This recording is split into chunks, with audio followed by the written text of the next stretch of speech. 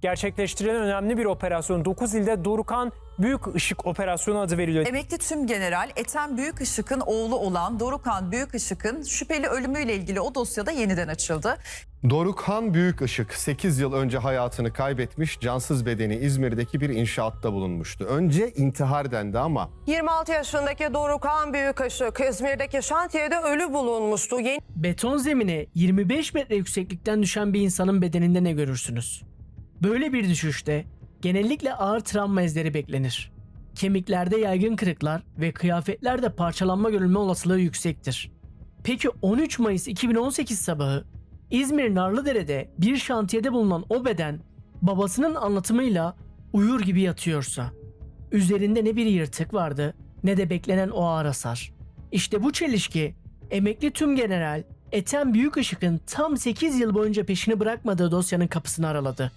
Çünkü bu dosyada ilk bakışta küçük görünen ama yan yana geldiğinde bütün tabloyu değiştiren ayrıntılar vardı. 19 kamerası olduğu söylenen bir şantiye, olay gecesini göstermesi gereken ama dosyaya sağlıklı girmeyen kayıtlar, önce araçta konuşulup sonra çatı katında bulunan bir telefon ve fotoğraflarda yeri değiştiği iddia edilen bir kontak anahtarı. Hanımlar beyler, kanalıma hoş geldiniz. Ben Boran Karadeniz. Bugün sizlere 8 yıl boyunca yüksekten düşme olarak değerlendirilen ancak bugün 24'ü tutuklu 26 şüpheliyle kasten öldürme şüphesiyle genişleyen büyük bir soruşturmaya dönüşen Dorukhan Büyükışık vakasını anlatıyorum. Bu bir hikaye değil. Bu bir babanın 8 yıl boyunca kapanmasına izin vermediği gerçek bir dosya. Ve biz şimdi o dosyayı birlikte açıyoruz. 12 Mayıs 2018 öncesine İzmir'e gidiyoruz. Dorukhan Büyükışık 26 yaşında, 3 dil bilen, yurt dışında eğitim almış, geleceği çok parlak bir gençti. Babası Ethem Büyükışık'ın anlattıklarından çıkarıyoruz bunu. Ortaokulu Belçika'da okumuş, uluslararası ilişkiler alanında yüksek lisans yapmış ve tam da Rusya üzerine çalışmayı planlıyordu. Belarus'ta akademik Rusça eğitimi almış, 2 ayrı üniversite bitirmişti. Olaydan kısa süre önce de 2 ayrı iş teklifi almıştı. Hatta daha da önemlisi, o hafta Moskova'ya gidip bir irtibat ofisi açma planı vardı. Bu bilgiyi aklınızda tutun. Çünkü bir insanın bu kadar somut gelecek planının olması birazdan anlatacağım şeyle korkunç bir tezat oluşturacak. Baba için Dorukhan hayattan kopmak isteyen biri değil, hayatın yepyeni bir kapısından geçmeye hazırlanan bir evlattı. Ama o gece bu parlak gencin adı artık bir iş planıyla değil, bir şantiye alanında bulunan cansız bedeniyle anılacaktı. 12 Mayıs'ı 13 Mayıs 2018'e bağlayan gece. Yine İzmir Narlıdere'deyiz. Dorukhan evinden yürüyüş yapmak için çıktı. Burası ailenin evine sadece 500-600 metre mesafede, onların da sürekli yürüdüğü tanıdık bir çevreydi. Baba Ethem Büyükışık'ın anlatımına göre aile bu bölgede yürüyüş yaparken aracı belli bir noktaya bırakmaya alışkındı. Çünkü ev ile yürüyüş alanı arasında geniş bir boşluk vardı ve bu bölgede köpekler bulunuyordu. O gece araç önce inşaat şantiyesinin çevresine, sonra belediyeye ait spor alanı tarafına ya da o bölgeye yakın bir noktaya park edildi. Dosyadaki teknik veriler ve ailenin anlatımları bize şunu söylüyor. Dorukhan yaklaşık 38 ile 40 dakika yürüdü. Ardından inşaat alanına doğru yöneldi. Peki neden? İşte bu sorunun peşine düşen baba birkaç ihtimal üzerinde durdu. Dorukhan bir ses duymuş olabilir. Bir çağrı almış olabilir. Şantiyede bir hareketlilik görmüş olabilir. Ya da gece vakti bölgede dolaşan bir genç olarak orada bulunan kişiler tarafından şüpheli görülmüş olabilir. Aracın 06 plakalı olması ve bölgede hırsızlık şüphesi gibi ihtimaller de konuşuldu. Şimdi bunlar kesin cevap değil. Sadece baba tarafından dile getirilen olasılıklar. Ama net olan bir şey vardı. O gece Dorukhan'ın rotası onu inşaat alanına yaklaştırmıştı. Şimdi bir düşünün. Gece vakti bir şantiye, içinde beton bloklar, istinat duvarları, demir korkuluklar, bekçi kulübeleri ve tam 19 kamera var. Normal şartlarda böyle bir alana giren bir insanın gelişini, yönünü ve son hareketlerini gösterecek kayıtların bulunması gerekir. İşte bu yüzden 19 kamera detayı dosyanın tam kalbine oturuyor. Kamera varsa kayıt beklenir. Kayıt yoksa soru başlar. 13 Mayıs 2018 sabahı. Saat tam 09.38. Ethem Büyükışık'ın telefonu çalıyor. Arayan polis. Söylediği şey ilk bakışta basit. Aracınız yanlış yere park edilmiş. Ama bu cümle Ethem Büyükışık'a hemen garip geliyor. Çünkü araç kendisinde değil. Oğlu Dorukhan'da. Eve bakıyor, Dorukhan yok. Kontak anahtarı da yok. İşte o an anlıyor ki bu sıradan bir park meselesi değil. Burası dosyanın ilk kırılma noktası. Düşünebiliyor musunuz? Bir baba oğlunun öldüğünü, oğlunuz hayatını kaybetti cümlesiyle öğrenmiyor. Önce arabadan söz ediliyor, sonra olay yerine gitmesi isteniyor. Oraya vardığında ise kendisine başınız sağ olsun deniyor. Ethem Büyükışık'a önce Dorukhan'ın yüksekten düşmüş olabileceği söyleniyor. Cep telefonunun inşaat halindeki binanın üst katında bulunduğu aktarılıyor. Ardından polisler eşliğinde yaklaşık 200 metre ilerideki inşaat alanına götürülüyor ve oğlunu görüyor. O anı anlatırken defalarca tekrarladığı bir cümlesi var babanın. Hiçbir şey yok. Ve bunun üzerine ben zaten görür görmez oğlumun başka bir rahatsız olmadığını da biliyorum. Öyle görünce zaten hemen öldürüldüğünü anladım. Ethem Büyükışık oğlunu gördüğünde beden, istinat duvarının üzerinde, demir korkulukların hemen yanında tarif edilen bir noktadaydı. Anlatımına göre Dorukhan'ın bedeni uyur gibiydi. Elbiselerinde beklenen yırtılma ya da parçalanma yoktu. 25 ila 30 metre gibi bir yükseklikten beton zemine düşen bir insanda olması gereken o ağır dış hasar, o travma izleri hiç gözükmüyordu. Boğaz bölgesinde kesi ya da bası izine benzer bir detaydan söz ediliyor. Göz çevresinde ise tuzlanma diye tarif edilen bir görünüm vardı. Şimdi hep birlikte soralım. Eğer bir insan gerçekten yüksekten düştüyse, bedeninin konumu, kıyafetlerinin hali, kırıkların dağılımı ve olay yerindeki izler bu düşüşü destekliyor muydu? Ethem Büyükışık'ın yıllarca peşinden gittiği soru tam olarak buydu. Üstelik olay yerinde fotoğraf çekmek istediğinde engellendiğini de iddia etti. Böyle bir vakada olay yerinin her detayı önemlidir. Bedenin yönü, başın konumu, telefonun yeri, anahtarın yeri, beton yüzeyindeki izler ve düşme hattı. 13 Mayıs 2018 sonrası yapılan olay yeri incelemelerinde en çok üzerinde durulan noktalardan biri mesafeydi. Dorukhan'ın yaklaşık 27 metreden düştüğü iddia ediliyordu. Ama bedeni düştüğü söylenen binadan yaklaşık 6 metre 35 santim uzaklıkta bulunmuştu. Hatta bazı kaynaklarda bu mesafe yaklaşık 10 metre olarak da geçiyor. Rakamlar farklı ifade edilmiş olabilir.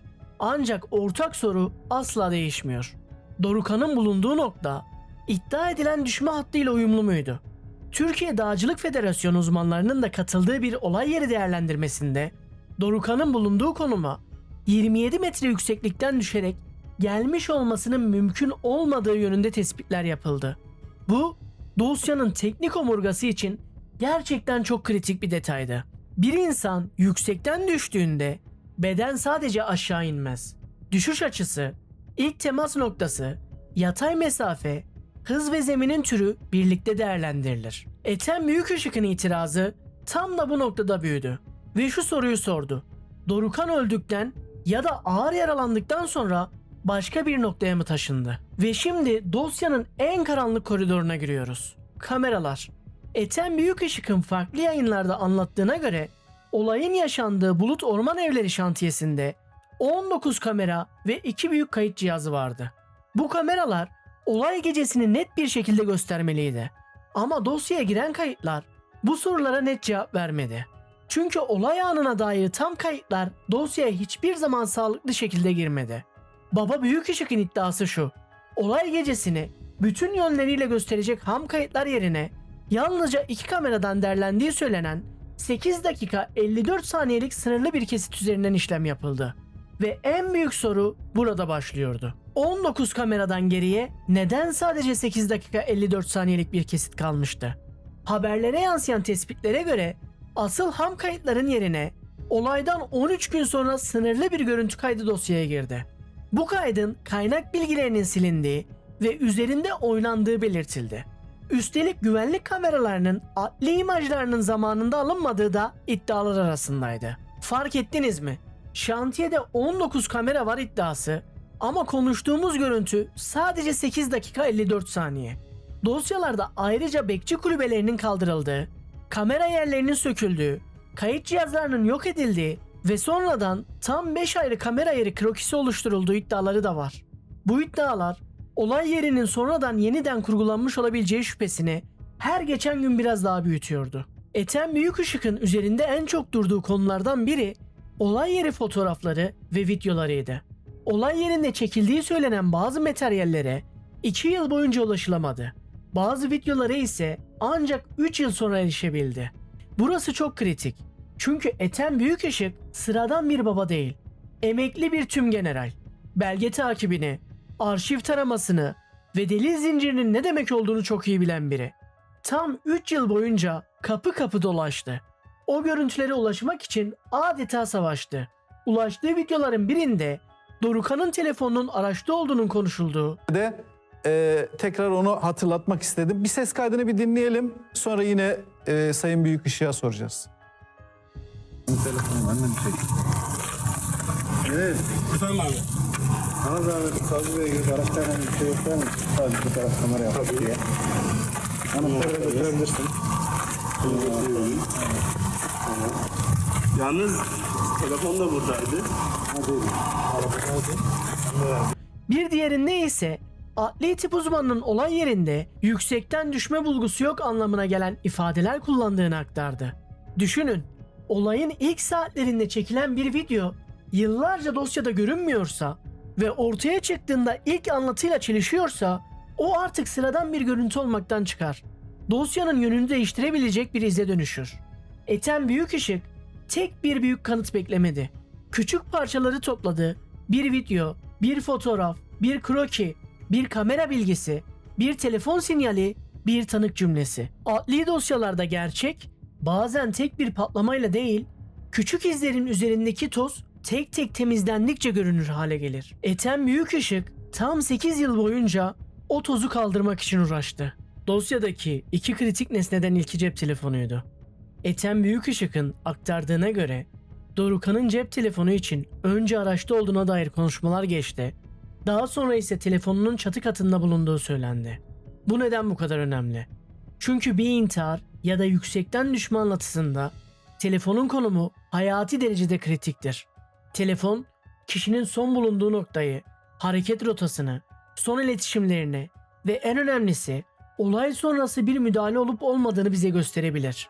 Eğer telefon önce bir yerde konuşulup sonra bambaşka bir yerde bulunuyorsa soru artık sadece telefon nerede bulundu değil, telefonu kim, neden hareket ettirdi sorusuna dönüşür. Telefonun gece 01.30 ile 08.30 arasında sabit sinyal verdiği, 08.30'dan sonra yerinden hareket ettiği iddiası da dosyada yer alıyordu.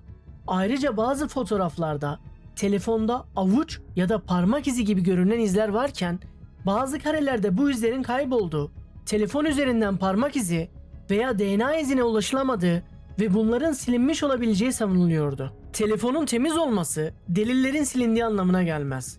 Ancak bir dosyada telefonun yeri, izleri ve görüntüleri birbiriyle bu kadar tartışmalı hale gelmişse o telefon artık sessiz bir nesne değildir. Soru şuydu: telefon Dorukhan'ın son hareketini mi gösterdi yoksa olaydan sonra oluşturulan bir senaryonun parçası haline mi getirildi? İkinci kritik nesne ise kontak anahtarıydı. Sabah baba eve baktığında Dorukhan yoktu. Kontak anahtarı da yoktu. Anahtarın Dorukhan'da olduğu düşünülüyordu. Fakat Ethem Büyükışık olay yeri fotoğraflarında ve kayıtlarında anahtarın konumuyla ilgili tutarsızlıklar gördü. Onun iddiasına göre anahtar alınmış, araç açılmış, deliller silinmiş ya da karartılmış. Sonra anahtar tekrar yerine bırakılmıştı. Fotoğraflarda anahtarın yer değiştirdiği, yönünün döndüğü ve yaklaşık 50 santim farklı bir noktada göründüğü iddia ediliyordu. Düşünün, bir soruşturmada bazen en büyük soruyu küçücük bir nesne sorar. Bir anahtarın yüzü neden döner? Neden farklı karelerde, farklı bir yerde görünür? Bu fark fotoğraf açısı ya da görüntü sırası nedeniyle açıklanabilir mi? Yoksa olay yerine sonradan müdahale edildiğine dair bir işaret midir? Bu soruların kesin cevabını teknik inceleme verir. Ancak dosyanın bütününe baktığımızda kontak anahtarı olay yerinin dokunulmamış olması iddiasının adeta bir sembolü haline geldi. Telefon ve anahtar. İkisi de Dorukhan'a aitti. İkisi de ciddi yer tartışmaları yarattı ve ikisi de aynı büyük soruya bağlandı. Olay yeri ilk bulunduğu haliyle mi korundu yoksa birileri o sahneyi yeniden mi düzenledi? Bu dosyanın en sarsıcı başlıklarından biri Dorukhan'ın bedeninin yer değiştirdiği iddiasıdır. Ethem Büyükışık, oğlunun ölümünden sonra olaya intihar görüntüsü verilmiş olabileceğini sürekli olarak dile getirdi. Bazı tanık anlatımlarında Dorukhan'ın ilk halde yüzüstü görüldüğü, daha sonra sırt üstü fotoğraflandığı iddiası geçiyordu. Özellikle bir mahkeme salonu anlatısı var ki çok çarpıcı. Bir tanık Dorukhan'ı ilk gördüğü pozisyonu tarif ederken mahkeme salonunda bizzat masanın üzerine yüzüstü yatarak gösterdi. Bu detay inanılmaz güçlü.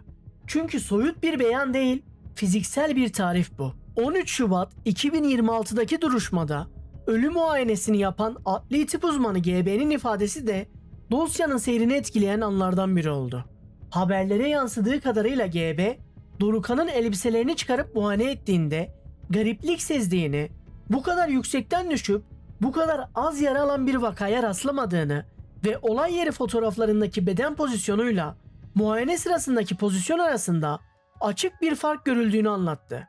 Eğer böyle bir çelişki gerçekse dosyanın ağırlık merkezi tamamen değişir. Pozisyon, düşme yönünü, darbe ihtimalini, sürüklenme olasılığını ve olay yerindeki kişilerin davranışlarını anlatır bize. Peki bir beden neden taşınır? Kriminal vakalarda bu iddia genellikle iki ihtimali doğurur. Ya ilk olay yerini saklamak ya da ölüm nedenini olduğundan farklı göstermek. Ethem Büyükışık'ın iddiası ikinci noktaya yaslanıyordu. Dosyanın tıbbi tarafına geçelim şimdi. Dorukhan'ın bedeninde, sırt bölgesinde tam 8 kaburganın çizgisel bir hat şeklinde kırıldığı iddiası sürekli gündeme geldi.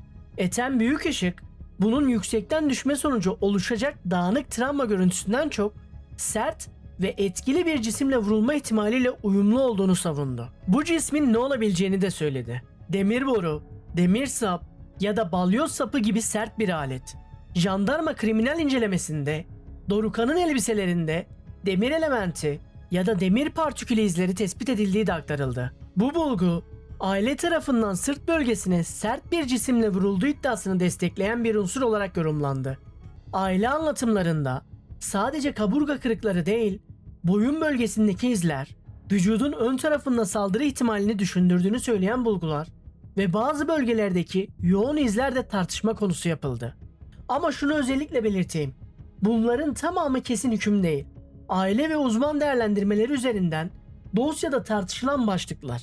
Adli tıp süreci de bu dosyanın en tartışmalı alanlarından biri oldu. Ethem Büyükışık ilk otopsi değerlendirmelerinde darp, kırık, kalp krizi, zehirlenme ve yüksekten düşme gibi birden fazla ihtimalin konuşulduğunu, sonra dosyanın yüksekten düşme yönüne çekildiğini savundu. 5 kez sahte adli tıp raporu düzenlendiği iddiası da yine onun dile getirdiği bir konuydu. Altını çizerek söylüyorum. Bu noktada konuşulanlar Ethem Büyükışık'ın iddialarıdır. Ethem Büyükışık ayrıca kendi aktardığına göre 62 adli tıp uzmanı, profesör ve doçentin değerlendirmesini topladı.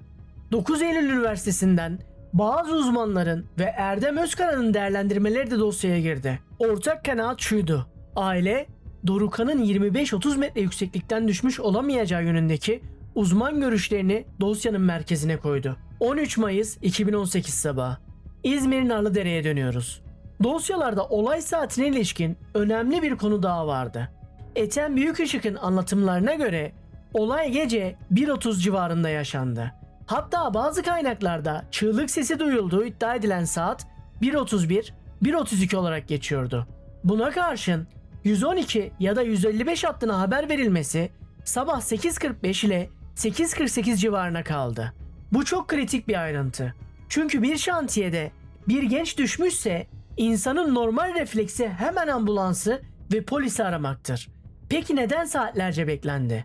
Dosyalarda 112'ye haber verilmeden önce bazı özel telefon görüşmeleri yapıldığı ve bazı amirlerle, yetkililerle iletişime geçildiği iddialar da yer aldı.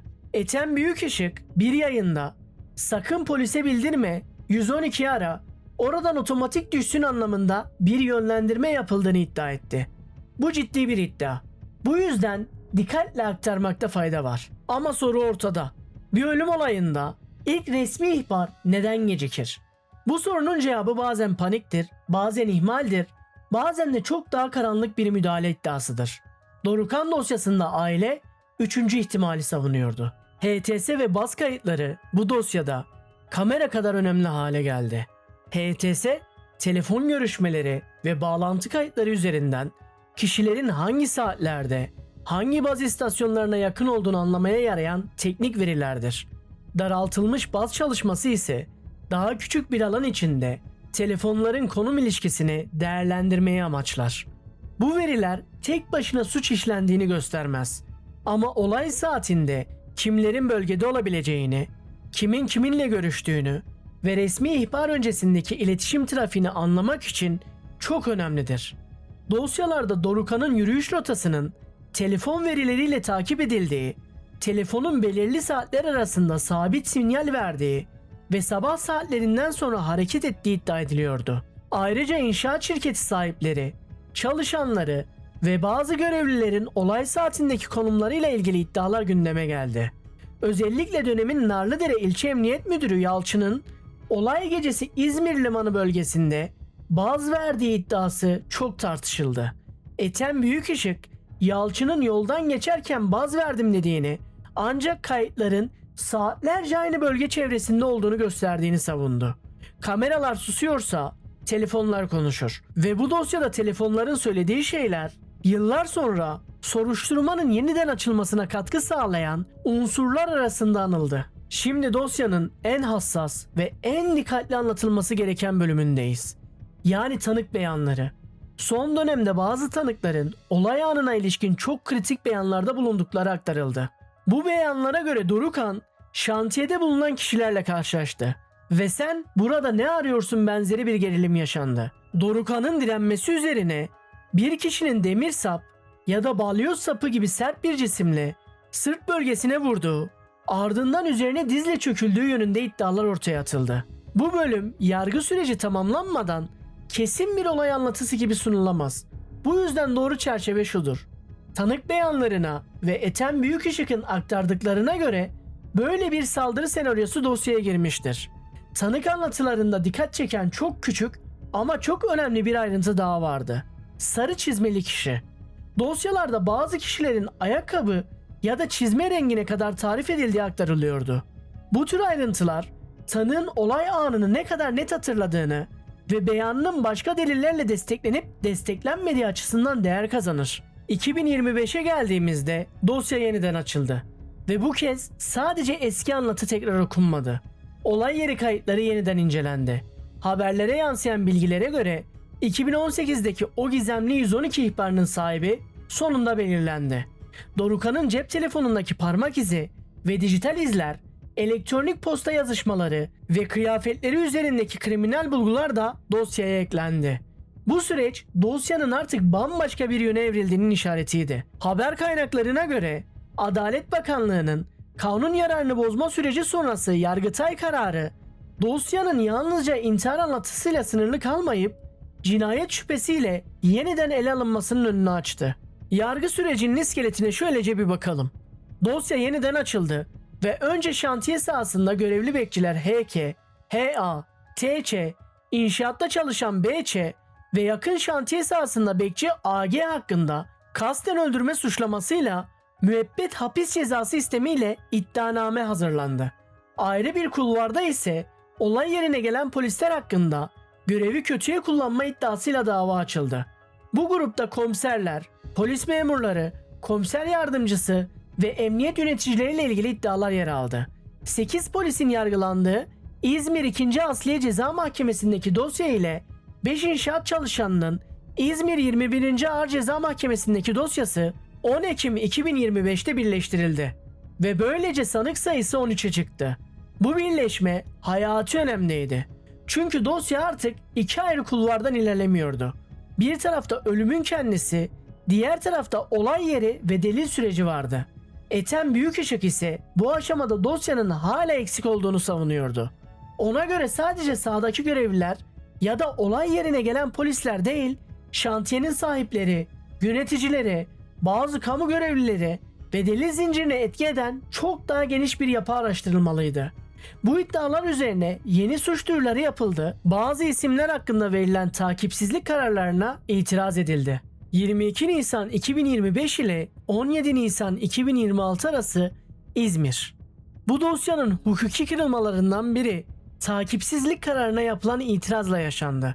Savcılık 22 Nisan 2025'te bazı şüpheliler yönünden takipsizlik kararı verdi. Ama Büyükışık ailesi bu karara asla boyun eğmedi.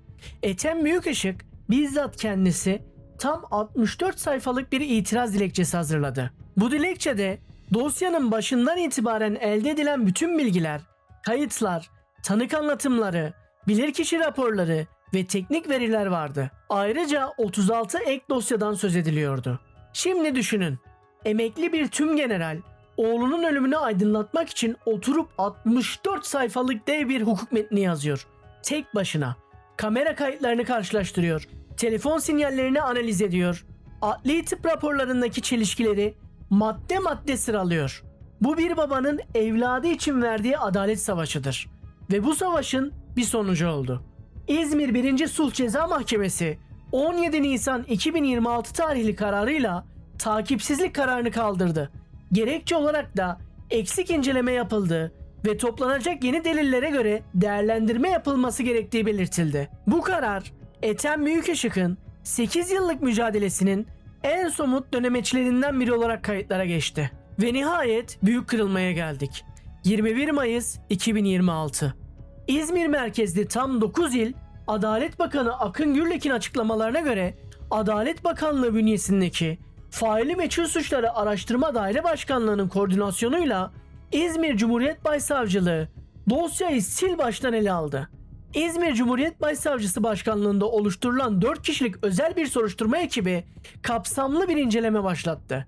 Yeni deliller, bilirkişi raporları, teknik incelemeler, HTS ve daraltılmış baz kayıtları hepsi yeniden mercek altına alındı. Delillerin karartıldığına ve bazı beyanların gerçeğe aykırı olabileceğine yönelik bulgulara ulaşıldı.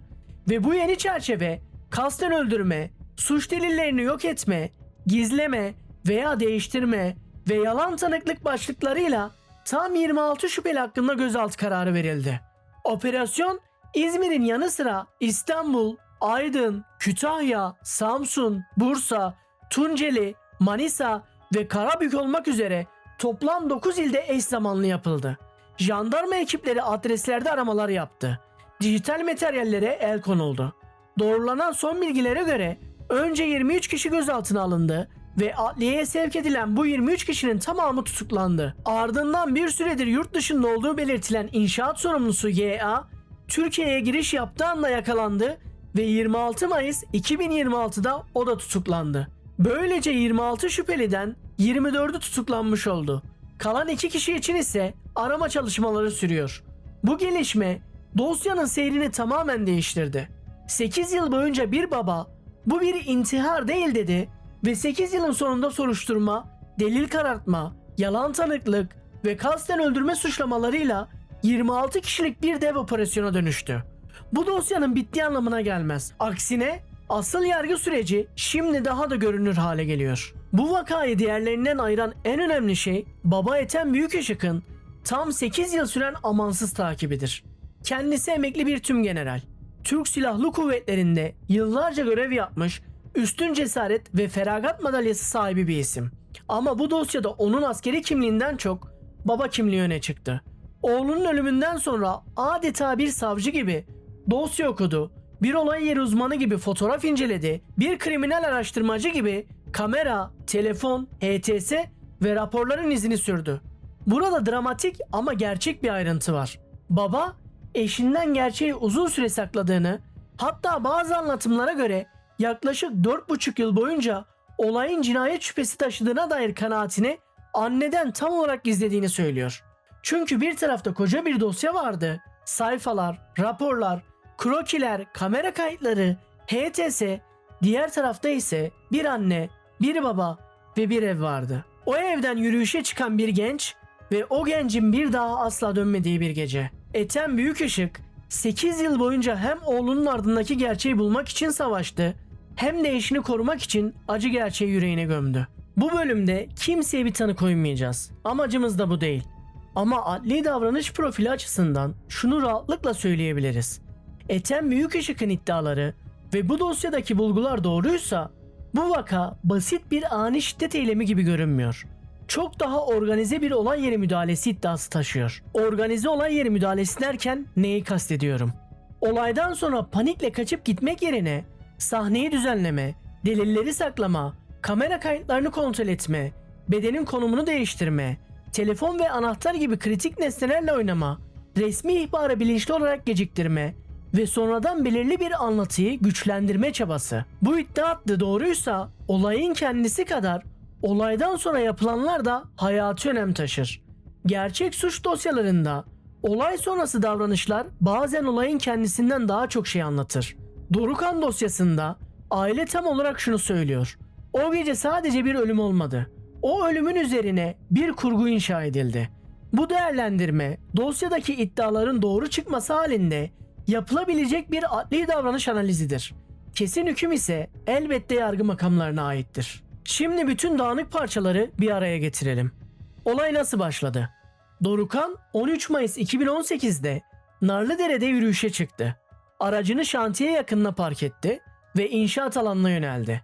Sabah 09.38'de babası arandı. Apar topar olay yerine gitti ve oğlunun öldüğünü öğrendi. İlk anlatı basitti: yüksekten düşme. Ama baba bedenin halini görür görmez bu anlatıya inanmadı. Peki şüphe uyandıran detaylar nelerdi? 19 kamera vardı ama sadece ikisinde 8 dakika 54 saniyelik görüntü alındı. Geriye kalan 17 kameranın görüntüsü yoktu. Telefon önce araçta konuşuldu, sonra çatı katında bulundu. Kontak anahtarının fotoğraflardaki yeri ve yönü değişiyordu. Bedenin ilk pozisyonuyla ilgili tanık anlatımları resmi fotoğraflarla çelişiyordu. Sırtta çizgisel 8 kaburga kırığı ve demir partikülü tespit edilmişti. Ve 112 ihbarı olayın üzerinden saatler geçtikten sonra yapılmıştı. Soruşturma ve yargı süreci nasıl ilerledi? Adalet Bakanlığı'nın devreye girmesi, Yargıtay'ın kanun yararına bozma kararı ve dosyanın cinayet şüphesiyle yeniden açılmasıyla 2025'te 112 ihbarı sahibi bulundu. Dijital ve kriminal deliller eklendi. Davalar birleşti ve sanık sayısı 13'e çıktı. 2026'da takipsizlik kararı kaldırıldı ve 21 Mayıs 2026'da 26 kişi hakkında gözaltı kararı çıktı. 24 kişi tutuklandı, 2 kişi aranıyor. Kamera, telefon, anahtar, beden, rapor, tanık, gecikmiş ihbar ve 8 yıl sonra gelen o büyük operasyon.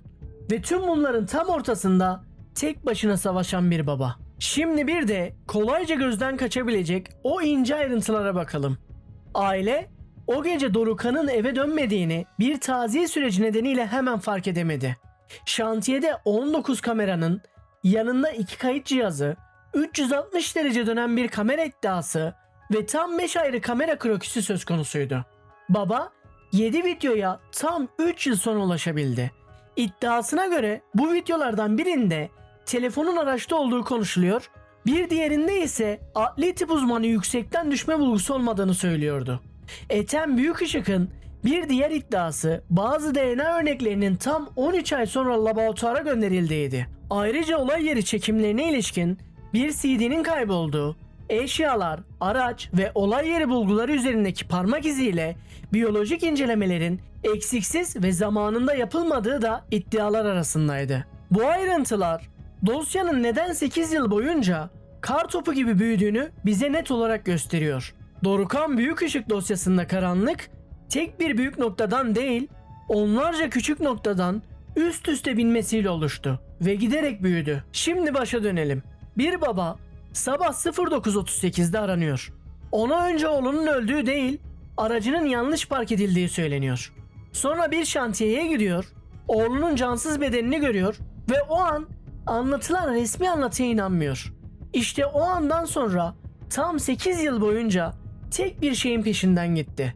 Gerçeğin, kameraların, telefon sinyallerinin, kontak anahtarının, bedenin pozisyonunun, adli tıp raporlarının, HTS kayıtlarının ve tanık beyanlarının tek tek üzerine gitti. 64 sayfalık o dev itiraz dilekçesini kendi elleriyle yazdı. Bir takipsizlik kararını bozdurdu. Kendi aktardığına göre 62 adli tıp uzmanının görüşünü topladı ve 36 ek dosyayı didik didik inceledi ve 8 yılın sonunda 26 kişi hakkında gözaltı kararı verilmesini sağlayan sürecin önünü açtı. Peki her şey çözüldü mü? Hayır, henüz değil. Bu tutuklamalar bir sürecin bittiğini değil, çok daha ciddi bir yargı aşamasının başladığını gösteriyor. Bundan sonra mahkeme her bir iddiayı, her bir tanığı, her bir raporu ve her bir teknik veriyi en ince ayrıntısına kadar değerlendirecek. Bu vakadan bize kalan en büyük soru ise şu: gerçek neden bu kadar uzun süre karanlıkta kalmak zorunda kaldı?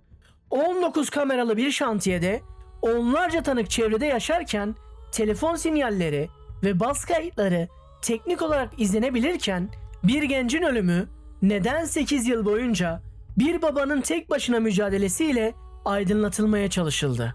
Biz bu videoda hüküm vermeden ama hiçbir ayrıntıyı da es geçmeden o büyük sorunun etrafındaki bütün izleri birlikte takip ettik. Şimdi dosya mahkemenin önünde ve artık herkes aynı şeyi bekliyor. Çünkü bu dosyada beklenen şey sadece bir mahkeme kararı değil. 8 yıl boyunca karanlıkta kalan asıl sorunun cevabı. Dorukhan Büyükışık'a o gece gerçekten ne oldu? Hanımlar beyler, hepinize buraya kadar izlediğiniz için çok teşekkür ederim. Eğer videoyu beğendiyseniz like atmayı, kanala abone olarak bana destek olmayı ve yorum yaparak fikirlerinizi belirtmeyi lütfen unutmayın.